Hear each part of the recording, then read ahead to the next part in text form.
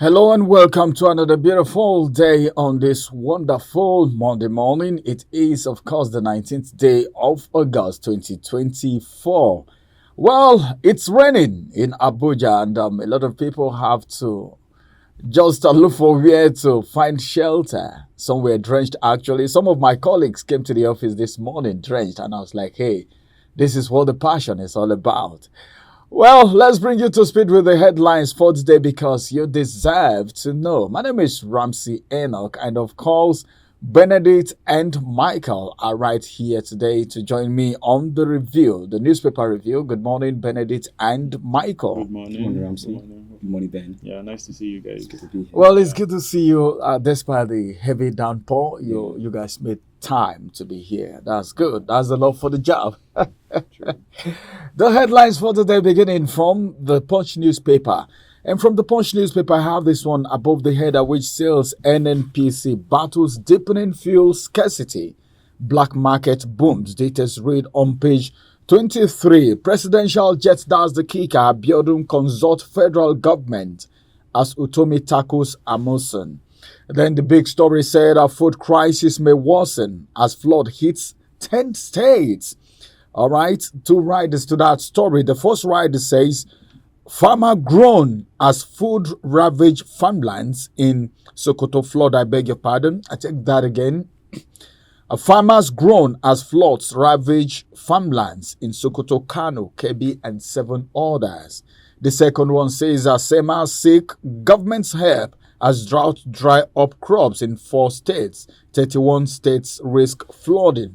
Well, a flood is something that was actually, I think they talked about it before this time, and it was for the federal government to do something about it so that the effect of it will not be very severe, especially now that there is hunger in the land. And finally, from here, this one says a police detective hunts 20 varsity students, abductor.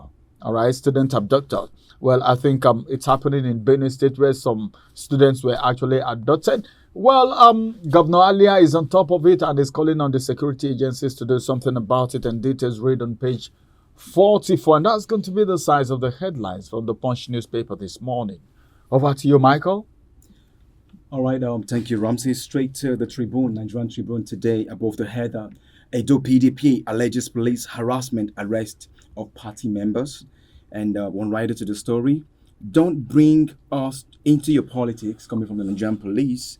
PDP abandoning campaign for mischievous propaganda. That's from APC. Details read. Page 23. Presidential jet seizure is the kicker of this one. At page 4, another can of worms opens. Amosu, Utomi, trade wars over opaque land investment. Away from that, disclosed National Assembly running cost or face legal action. Serap tells Apabio and Abbas. Details read page 22. We are not owing foreign oil traders $6.8 billion. That is from NNPCL. Details read page 5. And the big story today, uncertainty over federal government's plan to boost food production. Two writers to that story. Governors yet to provide plan. They are working on it. Coming from presidential spokesman. Details on page 2. The last story I'll take on the Nigerian Tribune today. Nigeria's public health in need of urgent improvement. Coming from Tomori. Details read page 24. Do have to pick a copy of the Nigerian Tribune today and enjoy the rest of the story. Back to you, Benedict. The leadership. I will take from the top of the story here. He says, Constitution not a problem. That's Sule Lamido talking. And you get the details of that story from the page 24 of the leadership.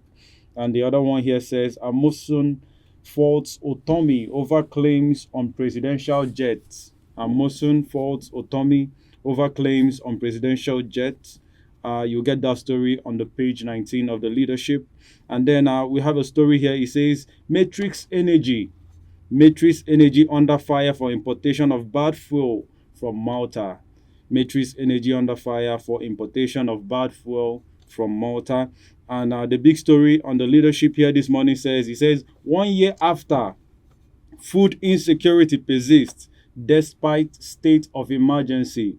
1 year after, food insecurity persists despite state of emergency. You'll get that story from the page 4 on the leadership. And a writer to that story says FAO projects 31.5 million Nigerians at risk of acute hunger.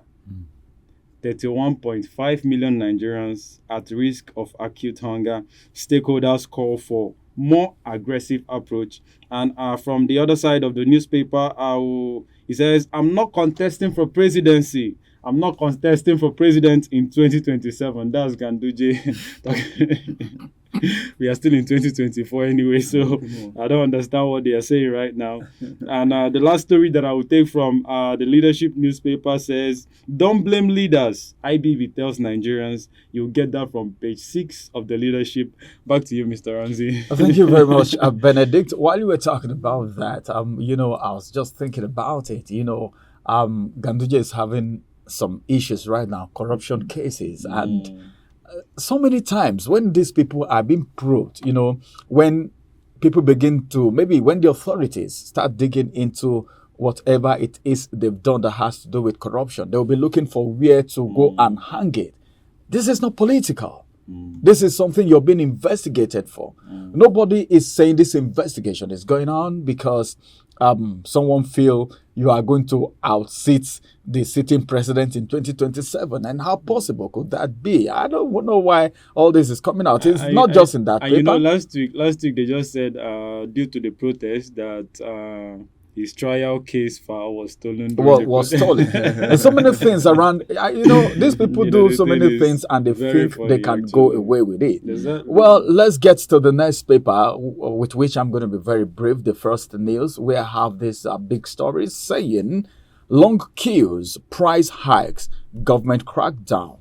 Fuel scarcity hits Lagos hard. That's the kicker. Then above the header, I have this one saying self-centered leadership hindering Nigeria's development. Guess who is saying this? Obasanjo, of course. Self-centered leadership hindering Nigeria's development. Then this one says Serap demands NAS running cost disclosure, threatening legal action against Akpabio and Abbas. Disclose to us. If you said what the senator came out to say, the 21 million naira is not feasible, then tell us what it is. Okay, tell us what it is. Nigerians deserve to know. Okay, you are lawmakers. Just be open. And that's the reason the president needs to declare his asset while coming on scene. So whatever you're taking as Nigerians, senators, Nigerians deserve to know. Serap is saying, tell us what it is, or else we head to the court. And finally, I have no plans to run against Tinubu in 2027. Ganduje is the one saying that, and he's saying this amid campaign poster controversy. It's like a poster is coming out right now. His poster is out somewhere, has leaked, and is saying, well, Ganduje 2027. Whatever it is, I think 2027 is still far away. They're just trying to shift our attention. Let's fix what's wrong. The main thing, yeah. I think that's what they're trying to do. Investigate him. Then why are we talking about shifting attention from the main thing? The main thing, people are hungry. Yeah, it's something else, yeah. And from the big story, we want to talk about something, all right? Uncertainty over federal government's plan to boost food production. The promises have been there. We're removing tariff, production will get in grain and all of that. But then up till now, nothing is being done. The hunger keep increasing. Food production declining. Well, we'll return and bring you more details about that after the break. Follow us on our social media handles at Oweleketv. Visit our website at www.oweleketv for a thrilling journey. Oweleketv, rising star at the fairground.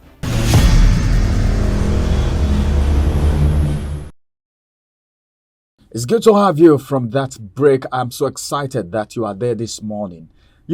Something always excites me when we want to talk about the big story on Outnumbered, because it is just like speaking out your mind, or probably giving you the opportunity to contribute to things happening in the society, because we always tell you that you can get on the channel, get to the comment section and drop your comment, react to whatever we're saying here, air your view, let your voice be heard. This morning, we want to talk about this big story on the leadership newspaper 1 year after Remember one out of the so many promises that this administration brought to Nigerians while assuming office is the fact that there was going to be enough food, and they will do everything, and a lot of promises were made. Even last week, we still heard that some military officers, security operatives will be sent to the farms to make sure farmers return back to the farmland.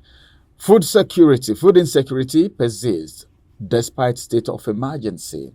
And the kicker is so, I don't know how to put it, but then it sounds disappointing for me looking at everything the federal government have said when FOA is projecting that 31.5 million Nigerians at risk of acute hunger, meaning this is just the beginning. You ain't seen nothing yet.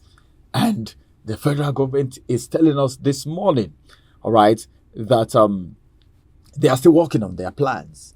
After 1 year, I don't know, but stakeholders call for more aggressive approach, meaning the approaches so far is not aggressive. I don't know how long are we going to continue like this. It's very disheartening because as of July 13, 2023, President Bola Tinubu declared a state of emergency to address the escalating food crisis. However, despite several interventions, food insecurity in Nigeria has remained dire.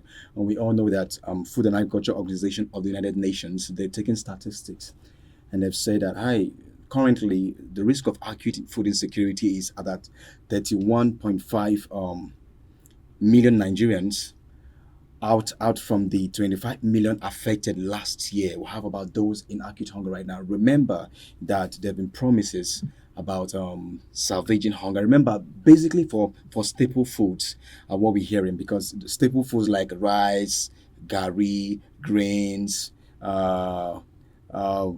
beef, bread, vegetables have also experienced significant price hike, and it's very, very appalling because you don't even know where to start from, because this staple food, rice, beans, gari, beef, vegetables that have risen and had a significant hike is what the average man is feeding on, and almost every day. Yeah, and as of July 13, you make promise to Nigeria. In fact, you even declared a state of emergency on food insecurity, and then security started tackling. Remember, there's been a problem of terrorism and banditry, focusing on the farmers, the people that are giving us food. And why? And that has led to Nigeria not having enough food. And just recently, most states are beginning to admonish that agriculture is giving a priority in some states. But then, and also last week, we heard the federal government has told the military and police to go and secure farmers for them to go to farm. Has it been like that in Nigeria? When have you seen a country that farmers will be afraid to even go and produce food? That country will die of hunger and starvation. That's true. That's what's happening all right. now. Hold your thought for a minute. I may be returning back to you. Let me get to Benedict at this very particular point of time. The way it is, the way things are going, the government is speaking, but it's like the action is few. More of the talk and less of the action. So, I don't know. Nigerians are feeling like we are on our own right now. It is OYO, on your own, for a lot of Nigerians at this very particular point in time. Do you see, is it that the federal government is still warming up, they are still planning, something is yet to be done, and Nigerians should be just positive because probably something may happen? Is that where we are? Okay. I think from the part of the federal government, they've actually done a whole lot, from declaring state of emergency and the whole idea of them bringing an aggressive production of food and everything. But then we need to drift a little bit to also think about the state governors and the representatives and every other person in the country, and not just push all these things to the president and the federal government at large. Okay, so I think some time ago we heard the Niger State government also declare an emergency such as this on Niger State, and he was talking about massive production of food and sort of that. So I think some states have been up and doing. It is very commendable to see that some states, I think some places like Anambra State, we saw Soludo building rice farms, a whole lot of massive hectares of lands for farm. And also you look at Abia State. So most of these people are actually doing something. So it's not just as if nothing is actually going on. A lot is going on. But then, when you are in a country where a lot of people are very hungry, just look at the statistics that they gave, 31.5 million people going hungry, like on a daily basis. A lot of people are actually hungry, but we also need to understand that a lot is going on underground. And we just believe that by the time this whole thing comes up, food will be available for people to consume. But I think another thing is just to tax the federal government to see that the state of emergency they declared is not just by words. They have to put in action, just like they talked about. The stakeholders were talking about putting in more aggressive action to the speeches that they made. I think that's where the federal government needs to come in to make sure that there is an aggressive plan to actually tackle these things, so that it will not just be like we are hungry today. We just saw 31 million people being hungry today, and tomorrow we are seeing a ×2 of it. So let it be that at least it's coming down when it comes to the ratios and every other and thing. that's what make Nigerians feel at least they are Yes. working. Yes. I think what is even important right now is just to see some evidences, some results, positivity, yes. positivity That's from what that's is the being same said. thing. That's the same thing. The All Farmers Association of Nigeria President Kabir Ibrahim spoke about this morning. He talked about presidency has been taking steps to curb food insecurity and lack of food and shortage of food in Nigeria, but then we need to see more dire measures put in place to address the root cause, The root cause. foundation Because, no, of why we have food crisis. if you don't handle the root Yeah, cause, the root cause, if the root cause is not handled, what's causing this problem? I think part of the If it root is not cause- handled, then we've not done anything. Part of the root cause is That- insecurity. Insecurity. True. People don't go to Insecurity. farm Farmers anymore. are afraid to go to farm. Look at Imagine okay, farmers then look being at kidnapped. then flooding. And then Then flooding flooding, also. like Sokoto, Kebbi, and the other states that are having issues the right now. climate changes The and climate everything. change, and these are things that can actually be handled. Well, thank you very much, viewers, for being there. You can always drop your comment for us at the comment section. React to what we're talking about, because you are the ones directly affected, just like we are. This is our country. The promises are so many, but then the action, the aftermath of these promises is what Nigerians are yet to see. Let's keep hope alive, and let's keep trusting God, and just keep to our own beat, be doing the little that we can, and trusting God for a positive change in a moment. My name is Ramsey Enoch. Thank you, Benedict and Michael. We'll come on your way again, same time, same station tomorrow. Bye-bye for now.